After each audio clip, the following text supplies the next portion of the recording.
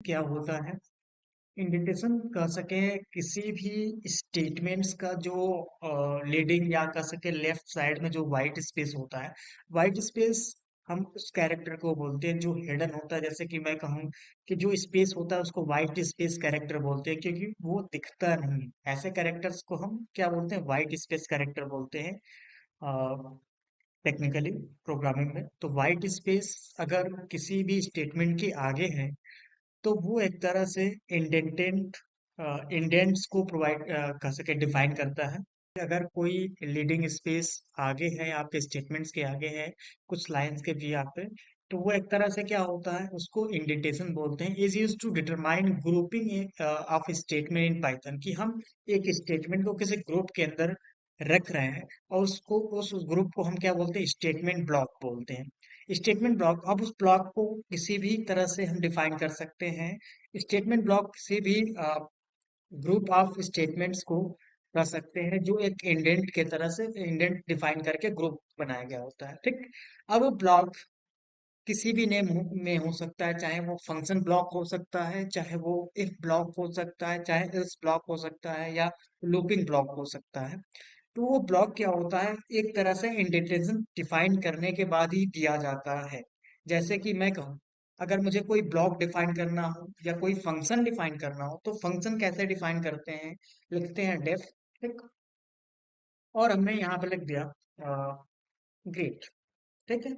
और ये पैरेंथेसिस हो गया। देन कॉलन, फंक्शन को स्टार्ट करने के लिए कॉलन लिखा और देन इंटर प्रेस किया। इंटर प्रेस करने के बाद ये जो स्पेस आ रहा है इसको बोलते हैं इंडेंटेशन। और मिनिमम एक सिंगल स्पेस रिक्वायर्ड होता है कि हम अगर इस फंक्शन के अंदर कोई कोड लिखना है तो मिनिमम एक स्पेस रिक्वायर्ड होता है। अगर आप एक स्पेस सिंगल स्पेस नहीं देते, जैसे मैंने यहाँ पे लिखा प्रिंट।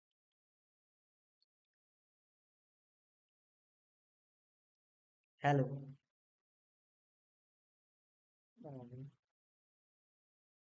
फुल स्क्रीन कर लो।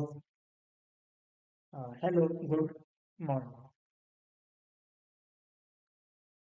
ठीक।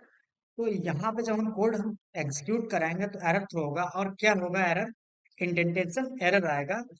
कह रहा है कि expected and indented block after function definition, कि जब हम फंक्शन डिफाइन कर रहे हैं उसके बाद मुझे एक मिनिमम सिंगल स्पेस चाहिए, और वो स्पेस जब हम देंगे तब जाकर के क्या होता है, वो समझता है कि ये जो स्टेटमेंट है, तब जाके एक तरह से एक ग्रुप या स्टेटमेंट या एक तरह से फंक्शन स्टेटमेंट या फंक्शन ब्लॉक के अंदर डिफाइन माना होता है। अगर हम सिंगल स्पेस नहीं देते हैं तो फंक्शन के बाहर माना जाएगा। अब फिर मैं अब स्टेटमेंट ये डिफाइन करता हूँ प्रिंट, और मैंने ये लिख दिया हाय गुड इवनिंग। दो मैसेज मैंने दिया, एक मैसेज फंक्शन के अंदर है, इंडेंट करके दिया मैसेज, और एक अ, उसी इंडेंटिंग, सेम इंडेंटिंग में जो हमने फंक्शन डिफाइन किया उस लाइन में। अब मुझे आउटपुट क्या मिलेगा, आउटपुट केवल गुड इवनिंग वाला मुझे मिलेगा। क्यों, कोई बता सकता है क्यों मिल रहा है ये? क्योंकि फंक्शन को जब तक कॉल नहीं करेंगे तब तक आउटपुट मिलेगा नहीं मुझे। ठीक। क्लियर। और ये जो लाइन है स्टेटमेंट, वो फंक्शन के बाहर माना जाएगा। क्यों? क्योंकि ये आपका इंडेंट डिफाइन नहीं किया गया। अगर मैं यहाँ पे फिर एक सिंगल स्पेस दे दूं और फिर रन करूं तो मुझे वो भी आउटपुट नहीं मिलेगा। क्यों? क्योंकि ये अब माना जाएगा किसके अंदर, फंक्शन के अंदर माना जाएगा। अब इसके अंदर जो भी कोड लिखोगे वो क्या होता है, एक सेम इंडेंट में लिखना होता है। देखो दोनों का स्पेस क्या है, सेम है। बीच में मल्टीपल लाइन आप इंसर्ट कर सकते हो, उससे कोई भी मतलब नहीं होता। लेकिन अब ये दोनों लाइंस किसके अंदर है, फंक्शन के अंदर है। इसी को बोलते हैं ब्लॉक ऑफ या ग्रुप ऑफ स्टेटमेंट्स। ठीक है। तो ये क्या होता है, स्टेटमेंट ब्लॉक बोला जाता है। वो स्टेटमेंट ब्लॉक किसी फंक्शन का हो सकता है, किसी इफ का, इफ ब्लॉक का हो सकता है, किसी लूप ब्लॉक का हो सकता है। तो जब हम स्पेस दे देते हैं, एक सिंगल स्पेस देते हैं, तभी जाकर के वो स्टेटमेंट्स उसके अंदर माना जाता है कि हाँ उस फंक्शन के अंदर ये दो स्टेटमेंट लिखे गए हैं। अगर मैं यहाँ पे बैक स्पेस ये प्रेस करूँ कि ये स्टेटमेंट मैंने इंडेंटिंग बैक कर लिया, फिर ये इंडेंटिंग एक दिया गया है, तो फंक्शन के अंदर कितने स्टेटमेंट्स हैं माने जाएंगे, एक ही स्टेटमेंट है जो ये है गुड मॉर्निंग। और फंक्शन कॉल किया जाएगा तभी वो आउटपुट आएगा, और ये आउटपुट डायरेक्टली देगा क्योंकि ये फंक्शन के बाहर है। ओके, देन तो ये होता है आपका इंडेंटेशन। इंडेंटेशन सबसे इंपॉर्टेंट पार्ट होता है। अगर मान लो इसके अंदर मैंने कोई कोड डिफाइन किया, ये दोनों स्टेटमेंट अब मान लो इसके अंदर हो गए। अब फंक्शन को मैंने जब कॉल किया, यहाँ पे फंक्शन को कॉल करने का तरीका क्या होता है? Define, sorry, function name, greet, और ये मैंने पैरेंटल में दे दिया। अब रन करता हूँ तो दोनों स्टेटमेंट मुझे ग्रुप ऑफ स्टेटमेंट एक साथ एग्जीक्यूट मिलेंगे, ठीक। लेकिन अगर मैंने एक स्टेटमेंट का स्पेस ज्यादा कर दिया, एक का कम है, ठीक, तो क्या होगा? तब भी एरर आएगा, क्योंकि वो कहता है कि जितने भी स्टेटमेंट हैं सेम लेवल पे हैं, तो सेम इंडेंटिंग होनी चाहिए, ना किसी की ज्यादा ना किसी की कम। क्लियर? तो अगर पहले का जितना होगा उतना दूसरे का भी आपको इंडेंटेशन या स्पेस देना होगा। उससे ज्यादा होगा या कम होगा तो एरर थ्रो करेगा, ठीक है। तो ये हमेशा सेम होता है। तो ये सबसे इंपॉर्टेंट पार्ट होता है सिंटैक्स का, कि आप इंडेंटेशन कब और कैसे दे रहे हो, ठीक। सबसे इंपॉर्टेंट पार्ट ये होता है। हाँ, आउट नहीं होना चाहिए, ठीक। और किसी भी ब्लॉक को अंदर डिफाइन करने के लिए कोई स्टेटमेंट एक सिंगल स्पेस देना जरूरी होता है, जिसको इंडेंट बोलते हैं, ठीक है। इंडेंटिंग करना, ठीक। नेक्स्ट है start with the statement ending. किसी भी स्टेटमेंट को स्टार्ट करने से पहले क्या लिखा जाता है? कॉलन। तो जैसे मैंने फंक्शन बनाया, तो function is a group of statement है, कि हम इसके अंदर मल्टीपल स्टेटमेंट लिख सकते हैं फंक्शन के अंदर। तो इसको स्टार्ट करने के लिए हमने क्या लिखा? कॉलन लगाया, ठीक है। तो कोई भी स्टेटमेंट या ब्लॉक ऑफ कोड को स्टार्ट करने, एंडिंग कहाँ पे लिखा जाता है? वहां पे कॉलन लिखा जाता है। Start with the statement ending with colon. All lines following it are indented forward. De-indenting to the previous level close the block. अगर मैं कहूं कि इसको डी इंडेंटिंग कर दो, मतलब इंडेंटिंग किया, और डी इंडेंटिंग का मतलब मैंने इंडेंट स्पेस यहाँ पे रिमूव कर दिया, ठीक। तो इसको डी इंडेंटिंग बोलते हैं। अगर जैसे मैंने रिमूव किया तो वो फंक्शन के अंदर नहीं माना जाएगा, और पहले आउटपुट क्या आएगा? गुड इवनिंग, डायरेक्टली एग्जीक्यूट हुआ। और ये वाला आउटपुट क्या माना जाएगा आपका? गुड मॉर्निंग, बाद में आउटपुट हो रहा है। क्यों? क्योंकि ये फंक्शन के बाहर है तो डायरेक्ट एग्जीक्यूट हो जाएगा पहले, और उसके बाद फंक्शन कॉल किया गया है तो ये बाद में आपको गुड मॉर्निंग मैसेज देगा, ठीक है। तो जब हम डी इंडेंटिंग करते हैं तो वो स्टेटमेंट क्या होता है? उस इस ब्लॉक से बाहर चला जाता है, ठीक। Previous level close the block, वो ब्लॉक को क्लोज कर देता है। सब editors IDEs automatically take care of indentation. जैसे कि मैं कहूँ कि कुछ आईडी, जैसे कि जुपाइटर है या आपका वीएस कोड है, या कुछ ऐसे एडिटर्स जो क्या होते हैं आपको ऑटोमेटिक इंडेंटिंग प्रोवाइड करते हैं। जैसे कि मैं यहाँ पे सब रिमूव कर दूं, और मैं यहाँ लिखने के बाद डायरेक्ट इंटर प्रेस करो, तो वो खुद स्पेस, यहाँ पे कुछ स्पेस ऐड करके खुद आपको देता है कि हाँ, आप यहाँ से लिखना स्टार्ट करो, ठीक है। तो जब यहाँ से आप लिखना स्टार्ट करते हो तो वो कुछ खुद पहले से ही खुद इंडेंटिंग आपको वो दे देता है कि हाँ, यहाँ से आपको लिखना है। और फिर नेक्स्ट आप अगर इंटरफेस करते हो तो सेम इंडेंटिंग में फिर वही कर्सर आ जाता है, कि फिर वही से फिर लिखना स्टार्ट करो आप। तो आप जितनी बार भी वो इंडेंटिंग डिफाइन करोगे तो वो कुछ ऑटोमेटिकली आपको इंडेंट प्रोवाइड करता है, ठीक। तो जितने भी एडिटर्स हैं मोस्टली, जितने भी एडिटर्स कर सकते हैं वो आपको बाय डिफॉल्ट इंडेंटिंग प्रोवाइड करते हैं। और जहाँ पे प्रोवाइड करनी चाहिए, आपको देनी चाहिए इंडेंटिंग, वो ऑटोमेटिक ऐड कर लेते हैं। Then repeat, there are no curly braces in Python for defining blocks. जैसे कि मुझे कोई ब्लॉक बनाना हो, तो ब्लॉक सी प्लस प्लस में बनाने के लिए, जावा में बनाने के लिए, और अदर लैंग्वेज में बनाने के लिए कर्ली ब्रेसेस का यूज करना पड़ता है। लेकिन यहाँ पे नहीं। आप यहाँ पे क्या यूज करते हो? कॉलन यूज करते हो, ठीक। क्या यूज करते हो? किसी ब्लॉक को स्टार्ट करने के लिए क्या लिखते हैं? कॉलन लिखा मैंने। और इंडेंटिंग का यूज, और मैं डी इंडेंटिंग करता तो वो ब्लॉक बंद हो जाता है, ठीक है। क्लियर? तो ये तरीका होता है स्टार्ट एंड क्लोज का, इसमें कर्ली ब्रेसेस यूज नहीं होता। नेक्स्ट, अब आते हैं इफ कंडीशन स्टेटमेंट्स में, ठीक। तो कंडीशनल स्टेटमेंट्स कितने होते हैं? हाँ, बोलो। नहीं, इसमें पाइथन में कर्ली ब्रेसेस नहीं यूज किया जाता है। पीएचपी में, जावा में, सी शार्प में, सी प्लस प्लस में, सी में कर्ली ब्रेसेस यूज किया जाता है किसी ब्लॉक को स्टार्ट और क्लोज करने के लिए। जैसे क्लास बनाया तो उसको स्टार्ट और क्लोज करने के लिए जावा और सी प्लस प्लस में कर्ली ब्रेसेस यूज किया जाता है, लेकिन पाइथन में नहीं किया जाता। उसके लिए क्या होता है, इंडेंटिंग यूज की जाती है, इंडेंटिंग एंड कॉलन यूज किया जाता है। ठीक। तो इंडेंटिंग और कॉलन आपको आना चाहिए कि कैसे लगाना है। तो मैंने डिफाइन किया कि जब भी हमको ब्लॉक स्टार्ट करना हो तो एक सिंगल स्पेस दे करके आप दे सकते हो। फिर आप इसके बाद जो स्टेटमेंट लिखोगे वो सेम इंडेंटिंग में लिखोगे जब तक उसके अंदर लिखना है। और जब उसके बाहर लिखना है तो हम कहाँ से फिर लिखना स्टार्ट करेंगे, यहाँ से लिखना स्टार्ट करेंगे। ठीक। ठीक। जैसे एक आप लेटर लिखते हो, तो लेटर लिखने में क्या होता है, जब कोई एप्लीकेशंस लिखते हो या लेटर लिखते हो तो इंडेंटिंग सबसे इंपॉर्टेंट होता है वहां पे। तो हाँ, सेम एज कि कहाँ से आपको स्पेस कितना देना, कहाँ कैसे करना है। तो सेम एज पाइथन में इंडेंटिंग का सबसे इम्पोर्टेंस है। अगर थोड़ा सा भी आपको स्पेस गलत होता है या स्पेस आपने नहीं दिया या कम या ज्यादा कर दिया, तो वो एक तरह से क्या होता है, एरर थ्रो करता है, इंडेंटेशन एरर। ठीक है। और यही आपका मैटर करता है कि जब भी आप कोई भी ब्लॉक स्टार्ट करते हो और क्लोज करते हो तो वही इंडेंटेशन का सबसे बड़ा इंपॉर्टेंट है किसी ब्लॉक को स्टार्ट करने का और क्लोज करने का। ठीक। इसी से किसी ब्लॉक को स्टार्ट भी कर सकते हो और क्लोज भी कर सकते हो। अब आते हैं कंडीशनल कंस्ट्रक्ट। बेसिक कंस्ट्रक्ट में होते हैं कंडीशनल्स। कंडीशनल्स में आप इफ और एल्स का यूज करते हो, और लूप्स में हम फॉर और व्हाइल लूप का यूज करते हैं, देन डू व्हाइल भी यूज करते हैं। तो देखते हैं सबसे पहले, जैसे कि अगर हम कोई भी चीज डिफाइन कर रहे हैं, हम अगर हम डिफाइन कर रहे हैं कंडीशंस या डिसीजन मेकिंग या कोई भी डिसीजन के भी आपको कोई काम करना हो, तो उससे रिलेटेड कैसे कोई हम काम करते हैं।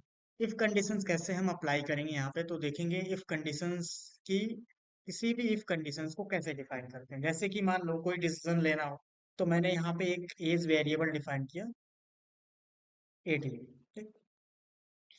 और यहाँ पे मुझे चेक करना है कि age greater than, if age greater than 18 है या नहीं। ठीक। तो ये आपका एक तरह से एक कीवर्ड होता है जो कंडीशंस को चेक करने के लिए यूज किया जाता है, और यह आपका स्टेटमेंट होगा जो हमने बताया था कंपैरिजन ऑपरेटर में, कंडीशंस। एंड देन कंडीशंस के बाद आप मल्टीपल कंडीशन दे सकते हो। अभी यह सिंगल कंडीशन है कि एज को हम ग्रेटर देन चेक कर रहे हैं, 18 है या नहीं। ठीक। ग्रेटर देन इक्वल हम चेक कर लेते हैं 18 है या नहीं, सॉरी, ग्रेटर देन और इक्वल टू। ठीक। एंड देन कॉलन मैंने लिखा और उसके बाद मैंने लिखा print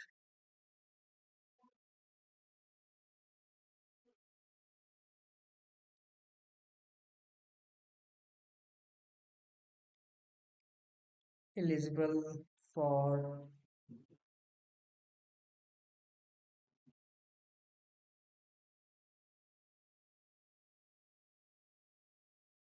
eligible for vote.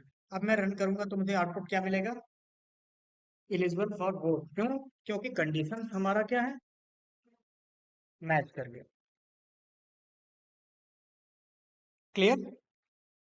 Then अगर मैं वैल्यू को चेंज करूं तो मुझे क्या आउटपुट मिलेगा, वैल्यू मैंने ऐसी रख ली जिसमें कंडीशन मैच नहीं होगा, फॉल्स होगा। तो मैं अगर रन करूं तो मुझे क्या आउटपुट मिलेगा, कुछ नहीं। क्लियर। तो ये रहा हमारा सिंपल इफ स्टेटमेंट। कभी भी जब हमको आउटपुट देना हो कि कंडीशन मैच हो तभी आउटपुट मिले, तो उसके लिए केवल इफ का यूज करेंगे। एल्स रिक्वायर्ड नहीं होता, अगर एल्स नहीं लिखोगे तो कोई एरर नहीं आता। लेकिन जब जरूरी होता है तो हम एल्स भी लिखते हैं। एल्स वहां पे लिखते हैं जहां पे हमको कंडीशन ना मैच हो तब भी मुझे आउटपुट देना हो, उसके लिए। जैसे कि मैंने फिर यहाँ पे कंडीशन दिया दूसरे एग्जांपल में कि एज अगर ग्रेटर देन इक्वल 18 हो तो eligible for vote, otherwise else, and then start. और फिर मैंने लिख दिया नॉट एलिजिबल फॉर वोट। ठीक। देन अब मैं रन करता हूं तो क्या आउटपुट मुझे मिलेगा, नॉट एलिजिबल फॉर वोट, क्योंकि कंडीशन, पहला कंडीशन मुझे मेरा मैच है। ठीक है, क्लियर। तो जब कंडीशन फॉल्स होता है तो वो किसको रेफर करता है, एल्स ब्लॉक वाले कोड को एक्सिक्यूट करो। अगर कंडीशन ट्रू होता है तो किस ब्लॉक वाले कोड को एग्जीक्यूट करता है, इफ वाले ब्लॉक के अंदर जो कोड है वो एग्जीक्यूट होता है। तो इफ में हमेशा ट्रू वाल, जब ट्रू होगा तब जाके ये कोड एग्जीक्यूट होगा, और एल्स वाले में होता है कि जब कंडीशन फॉल्स होता है तब वो कोड एग्जीक्यूट होता है। क्लियर। तो दो चीजें होती है, if condition statement and if condition block. ठीक। एंड देन आप देखो एल्स भी आपने डिफाइन किया, अब आते हैं एलिफ कैसे यूज करते हैं। एक मिनट, ये कॉर्डिनेट कर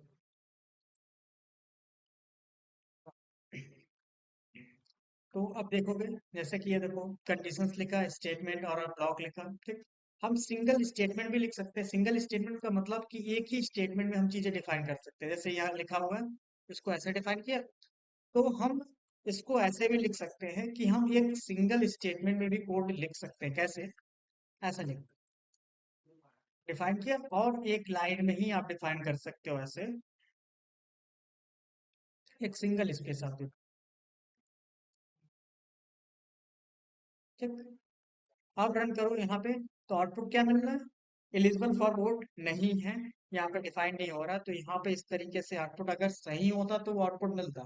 तो यहाँ पे अगर आप सही होता, मतलब एज अगर 20 होता या ग्रेटर देन होता, तब जाके वो मुझे आउटपुट मिलता। ठीक। क्या मिल रहा है, एलिजिबल फॉर वोट। ठीक है। तो ये आपका एज अगर ग्रेटर देन 18 है तो हम सिंगल स्टेटमेंट में भी, मतलब एक लाइन में भी वो कोड लिख सकते हैं। तो ये डिफाइन कर सकते हो। तो एक सिंगल स्टेटमेंट होता है, ब्लॉक इसको बोलते हैं। ब्लॉक का मतलब कि जब आप एक सिंगल लाइन डिफाइन करते हो, तो अगर एक लाइन लिखना हो तो आप ऐसे लिख सकते हो, अगर मल्टीपल लाइन हो तो उसके अंदर मल्टीपल कोड्स ऐसे अप्लाई कर सकते हो, मल्टीपल लाइंस के लिए। ठीक है, जैसे हमने यहाँ पर डिफाइन किए, इसके नीचे और भी कोड्स आप अप्लाई कर सकते हो। ठीक। अब आते हैं कंडीशन जो भी हुआ। अब कंडीशन डिपेंड करता है कि आपने कंडीशन लगाया क्या है। जैसे कि आपने एल्स में क्या डिफाइन किया कि अगर कंडीशन मैच नहीं होता तो वो चेक थोड़े करेगा। आप यहाँ पे चेक करने के बाद अगर कंडीशन नहीं मैच हुआ तो डायरेक्ट इसमें सेंड कर देता है। लेकिन एलएस में क्या होता है कि कंडीशन नहीं मैच हुआ तो फिर दूसरा कंडीशन चेक करेगा। उसके अकॉर्डिंग उस सिचुएशन में प्रॉब्लम अलग होती है। अब प्रॉब्लम, एक हर एक प्रॉब्लम के लिए आपका हर एक का सके टूल्स यूज नहीं कर सकते। तो उसके लिए क्या होता है, अलग क्वेश्चंस होते हैं, अलग प्रॉब्लम्स होते हैं। ठीक है। जैसे कि एलिफ का मतलब कि मल्टीपल कंडीशन, एक कंडीशन नहीं तो दूसरा कंडीशन, दूसरा कंडीशन भी नहीं तो तीसरा कंडीशन मैच करना है। इस तरीके से, जैसे कि मैं कहूँ मेरे पास मार्क्स है और वो मार्क्स मैंने दे दिया यहाँ पे 65, और मैंने कहा कि अगर मार्क्स 100 टू 80 के बीच में होगा तो ए ग्रेड होगा। फिर मैंने कहा अगर 79 से 50 के बीच में होगा तो बी ग्रेड। एंड देन 49 से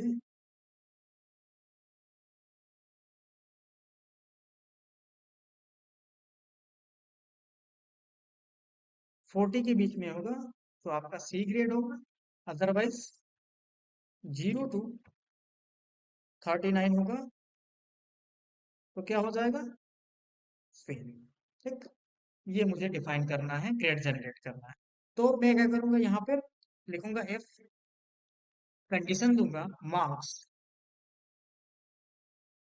if marks less then 40, less than 40 का मतलब कि 39 to 0। ठीक।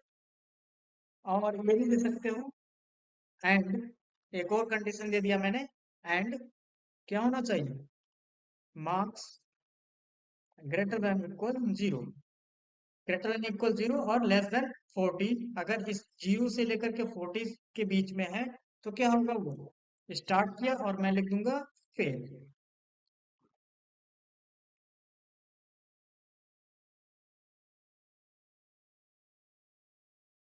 ओके। देन फिर मैं बैक जाता हूँ और फिर मैंने लिखा 11। ठीक।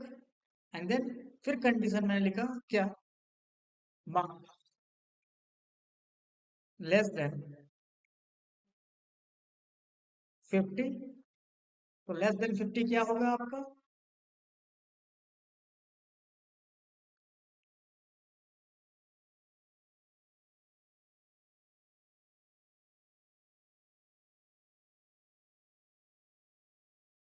P great. फिर अगर ये भी कंडीशन मैच नहीं हो तो फिर दूसरा condition elif, then marks less than 50, देता हूँ यहाँ पे लेस देन 80। तो लेस देन 80 हमारा क्या हो गया,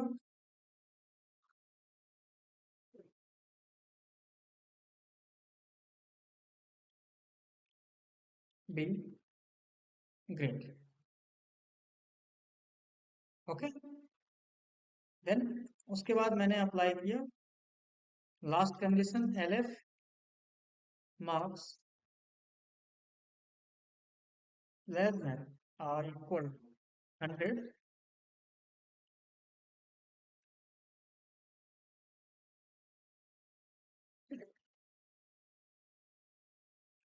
और यहाँ पे लिख दिया आपने ए ग्रेट।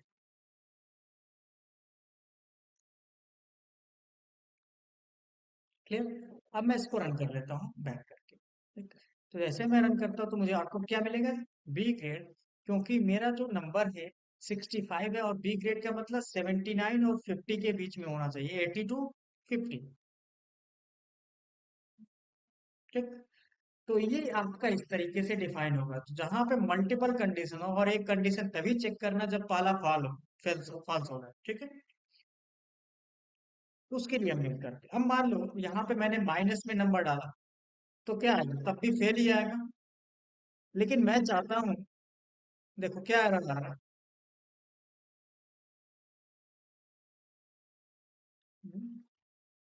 सी ग्रेड आ रहा है, तो ये गड़बड़ हो गया ना। करेक्ट लेस देन 50, ये कंडीशन मैच नहीं हुआ, और इसमें आ गया लेस देन 50, तो ये तो गड़बड़ है ना। ये कंडीशन फॉल्स हुआ तो इसमें आ गया, तो इसमें भी क्या चेक करना है कि आपका लेस देन ना हो, ठीक। तो कैसे चेक करोगे आप, यहाँ पर भी चेक करो कि लेस देन एंड मार्क्स, या लिख सकते हो नॉट मार्क्स लेस देन 0, ठीक। तो क्या आ रहा है, अब बी ग्रेड आ रहा है, इसमें भी वही कंडीशन डालना पड़ेगा एंड, कि लेस देन 0 का मतलब कि वो आपका निगेटिव में ना हो, ठीक। अब इसमें भी वही कंडीशन डाल दो, तो अब क्या आ रहा है, अब करेक्ट है, तो माइनस में क्या है, यहाँ पे इस तरीके से आ रहा है। अब यहाँ पे डिफाइन कर सकते हो, लास्ट में एल्स लगा दो, और लिख दो यहाँ पे प्रिंट मार्क्स बिटवीन 0 टू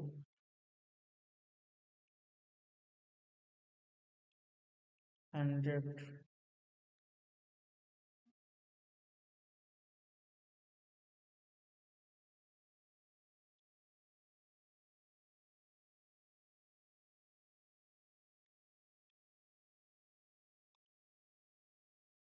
ठीक,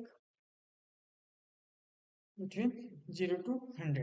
अब मैं यहाँ पे रन करता हूँ तो क्या मुझे आउटपुट मिलेगा, मस्ट बी बिटवीन 0 टू 100, ठीक।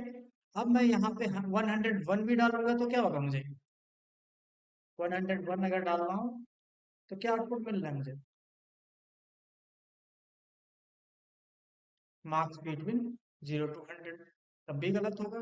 अब मैं 100 डालू तो क्या मुझे आउटपुट मिलेगा, ए ग्रेड आ गया, ठीक।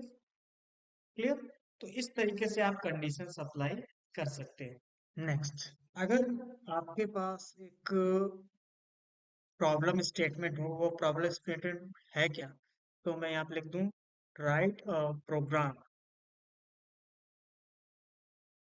To check to check number if a number is positive, negative,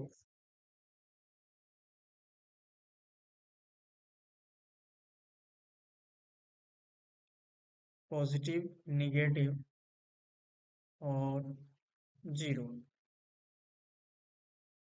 कि आपको क्या करना है, चेक करना है कि वो नंबर पॉजिटिव है, नेगेटिव है या जीरो है, ठीक।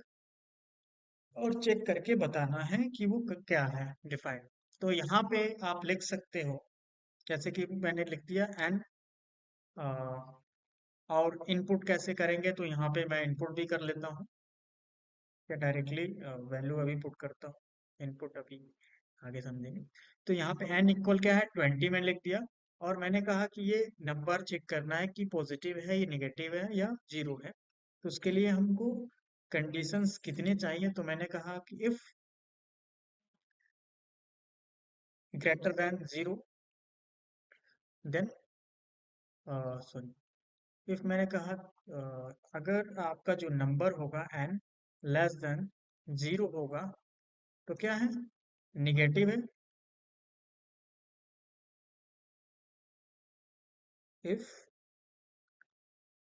प्रिंट, तो मैंने लिख दिया यहाँ पे निगेटिव,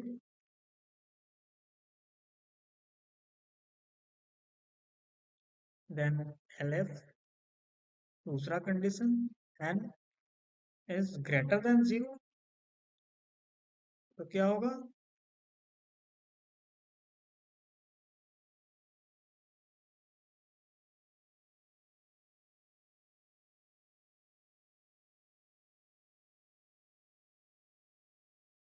पॉजिटिव। ओके, देन अगर ना ही नेगेटिव हुआ ना ही पॉजिटिव हुआ, तो जाहिर सी बात है एल्स में हम जाएंगे और डायरेक्ट एल्स में हम लिख देंगे क्या, जीरो। ओके, अब हम रन करते हैं तो मुझे आउटपुट क्या मिलेगा, क्या, पॉजिटिव। अगर मैंने यहाँ पे माइनस में वैल्यू दी, तो वो नंबर मुझे चेक करके बता देगा कि ये निगेटिव है, ठीक। अगर मैंने यहाँ पे लिखा क्या, जीरो, ना ही पॉजिटिव और ना ही निगेटिव दिया, जीरो दिया, तो क्या आउटपुट आएगा, जीरो, ठीक। तो इस तरीके से हम किसी नंबर को चेक कर सकते हैं कंडीशनली कि वो पॉजिटिव है, निगेटिव है या जीरो है, ठीक।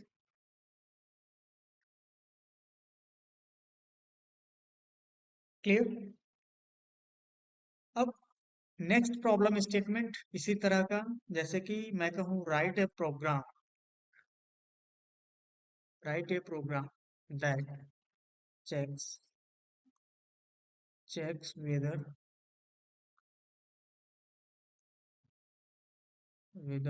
a given number whether a given number is even or odd। तो कोई नंबर है, जैसा मैंने लिखा यहाँ पे नंबर कोई डिफाइन कर दिया, अब मुझे चेक करना है कि इवन है, ऑड है या इवन है। तो इफ, तो सबसे पहले हम चेक कर लेते हैं कि ये नंबर इवन है या नहीं। तो इवन का मतलब कि जो दो से डिविजिबल होता है वो इवन नंबर होता है। तो मैं चेक करूंगा एंड मॉडुलस टू, दो से डिविजिबल है या नहीं। तो दो से हम चेक करेंगे, डिवाइड करेंगे और उसका रिमाइंडर अगर जीरो आता है, इक्वल इक्वल जीरो, देन क्या है वो, इवन नंबर है, दिस इज इवन नंबर। अगर कंडीशन मैच नहीं होता है तो एल्स में आते हैं। इसमें दो ही कंडीशन है, या तो इवन होगा या तो ऑड होगा। अगर नहीं डिविजिबल है, कोई रिमाइंडर जीरो से ज्यादा आ रहा है रिमाइंडर, तो क्या है, ऑड नंबर है वो, ठीक। तो यहाँ पे अगर मैं रन करूँ तो दो से डिविजिबल नहीं है 17, क्योंकि ये आपका रिमाइंडर एक आ जाएगा, तो ये ऑड आ जाएगा यहाँ पे आउटपुट। अगर मैं यहाँ पे कोई ऐसा नंबर डालूं, जैसे मैंने लिख दिया 84, इज द इवन नंबर, क्योंकि इसको डिवाइड वो पूरी तरह से डिविजिबल हो जाएगा दो से, तो इसका रिमाइंडर जीरो आएगा, तो ये इवन नंबर है, ठीक। जैसे 85 करूँ तो 85 is odd number. Clear. Next question है, कोई नंबर आपको इनपुट करना है और उसको चेक करना है कि वो लीप ईयर है या नहीं।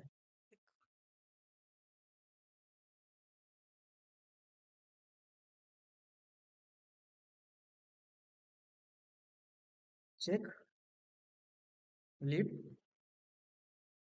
ईयर और नॉट। अब कोई भी ईयर हम डिफाइन कर ले, तो यहाँ पे मैं एक वेरिएबल डिफाइन कर लेता हूँ, ईयर टू चेक, और इसमें मैंने लिख दिया 2024। ओके। अब इसमें मुझे क्या डिफाइन करना है कि जैसे मैं ईयर यहाँ पे डिफाइन करूँ, तो यहाँ पे चेक कर लेता हूँ, इफ ईयर टू चेक,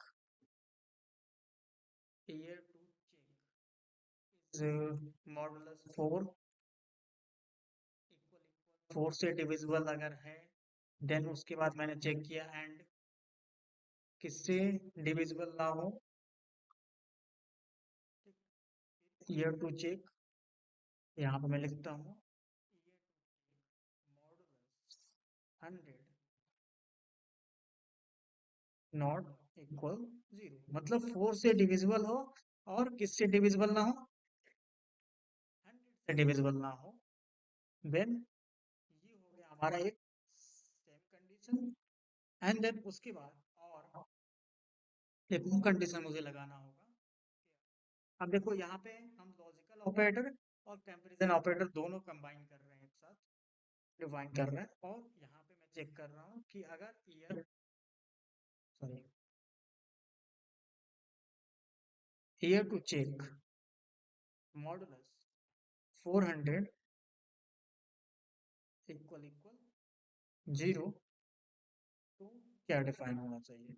तो यहाँ पे कितने कंडीशन मिल रही है, 4 से डिविजिबल हो और 100 से डिविजिबल ना हो, या आपका 400 से डिविजिबल हो। ठीक। देन तो यहाँ पे क्या होगा, हम ये लिख लेते हैं प्रिंट,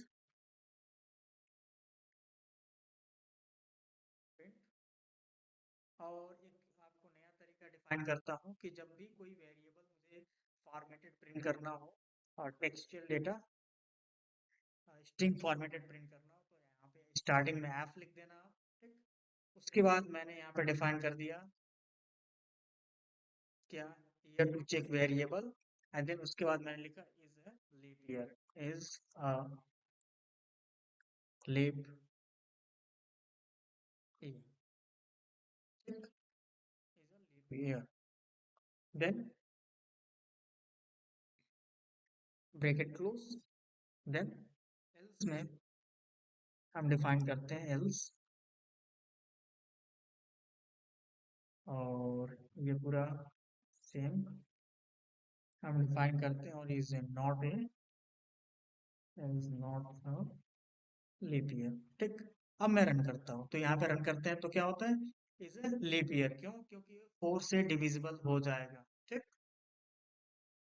और 100 से डिविजिबल नहीं है, तो ये चीज डिफाइन है। तो इसमें दो कंडीशन है कि अगर 400 से डिविजिबल भी हो जाए तब भी वो लीप ईयर है, और कई ऐसे ईयर होते हैं जो 4 से डिविजिबल होते हैं, 100 से डिविजिबल नहीं होते, वो भी लीप ईयर होते हैं। ठीक है। तो हमारा 2024 क्या है, लीप ईयर है। ठीक है।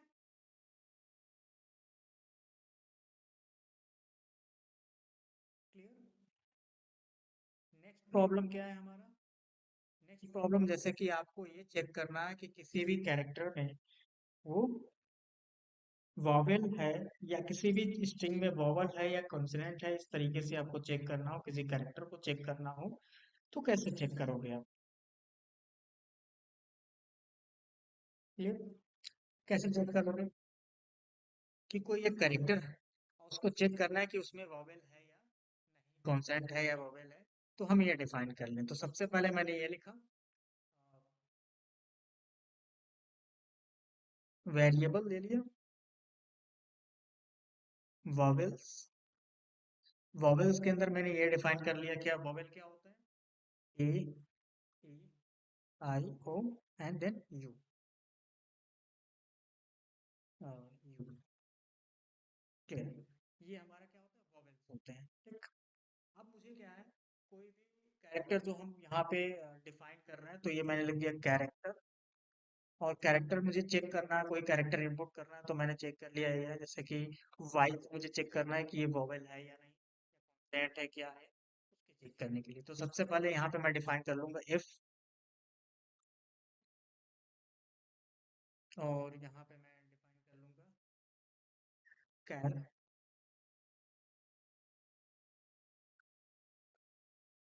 कैरेक्टर, ठीक।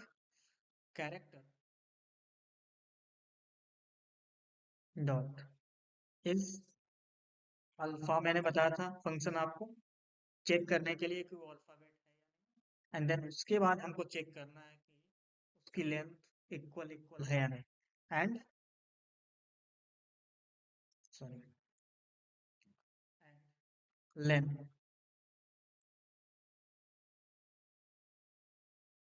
कैरेक्टर इक्वल इक्वल है या नहीं, ठीक। And then start. अगर ऐसा है len equal equal, sorry len equal equal one, कि उसका लेंथ क्या होना चाहिए, एक होना चाहिए, एक ही कैरेक्टर होना चाहिए, तभी मैं चेक करूंगा। और अल्फाबेट होना चाहिए, ठीक है, अल्फाबेट होना चाहिए। देन उसके बाद मैंने एक नेस्टेड इफ डिफाइन किया, इफ के अंदर इफ अगर वैलिड अल्फाबेट है, सिंगल कैरेक्टर है, तब मैं आगे बढ़ूंगा। तो मैंने लिखा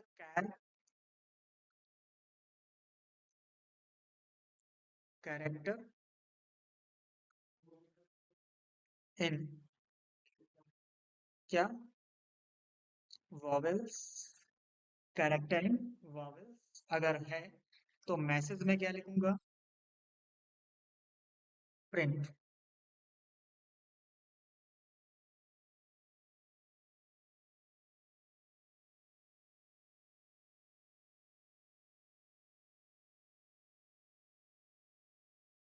स्टार्ट एंड क्लोज। और मैंने यहाँ पे लिख दिया क्या, कैरेक्टर। और मैंने लिख दिया is a vowel, is a vowel, okay. Then next, अगर ऐसा नहीं है तो यहाँ पे एल्स में आते हैं। और यहाँ पे मैं लिख देता हूँ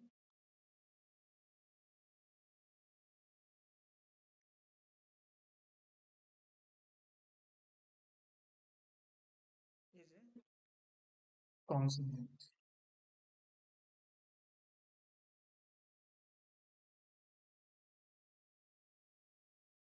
इतना तो पता, वॉवेल और कॉन्सोनेंट क्या होता है, ठीक। देन एल्स में आते हैं, कि जो आउटर इफ है उसके एल्स में आते हैं, मतलब ये कंडीशन नहीं मैच हुआ तो क्या लिख करके आएगा यहाँ पे, print please inter a single alphabet character, please inter a single alphabet,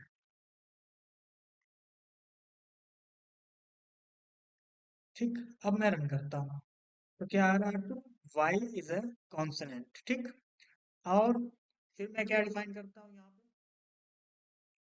अगर मैंने कैपिटल वाई लिखा तो क्या लिख कर क्या आ रहा है, वाई इज ए कॉन्सोनेंट, तो गलत हो गया। तो हमको क्या डिफाइन करना है कि कैपिटल स्मॉल कुछ भी लिखे वो चेक करके मुझे बताए। अगर मैंने यहाँ पे यू भी लिखा तो क्या लिख कर क्या आ रहा है, यू इज ए कॉन्सोनेंट, ये भी गलत हो गया, ठीक। तो यू क्या आपका वॉवेल है, गलत है, ठीक। तो इस तरीके से गलत आउटपुट आ रहा है, तो मैं क्या करूंगा, इसको पहले जो कैरेक्टर है उसको लोअर केस में कन्वर्ट करूंगा, तो किसका, लोअर फंक्शन भी आप यूज कर सकते हो, यहाँ पे पहले उसको स्मॉल में कन्वर्ट करो कोई भी हो। तो यहाँ पे आप लोअर का यूज करोगे तो क्या होगा, यू इज ए वॉवेल, तो कैपिटल स्मॉल आप कुछ भी लिखोगे तो वो चेक करके बता देगा कि आपका वो वॉवेल है, ठीक है। तो इस तरीके से हम किसी भी कैरेक्टर को इनपुट करेंगे और एक कैरेक्टर को हम पता लगा सकते हैं कि वो वॉवेल है या नहीं। अगर मैंने यहाँ पे लिखा ई, सॉरी एफ लिखा, तो क्या आ रहा है, F is a consonant. Then अगर मैंने यहाँ पे कुछ और कैरेक्टर लिख दिया, जैसे मैंने लिख दिया ऐड और रन करता हूँ, तो please inter a single alpha के कैरेक्टर,